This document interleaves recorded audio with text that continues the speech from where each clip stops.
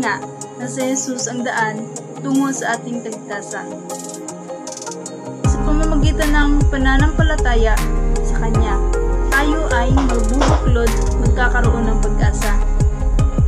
Huwag nating kalimutan na sa bawat hakbang na ating ginawa, siya ay kasama natin. Patuloy nag-aalalay ng Kanyang pagmamahal at biyaya. Kaya't mga minamahal kong kapatid, hayaan natin si Jesus ang magturo sa ating nagtamang landas. Sundan natin siya at sa Kanyang paggabay, makakamtan natin ang tunay na kaligayahan at kapayapaan ng ating mga puso at isipan.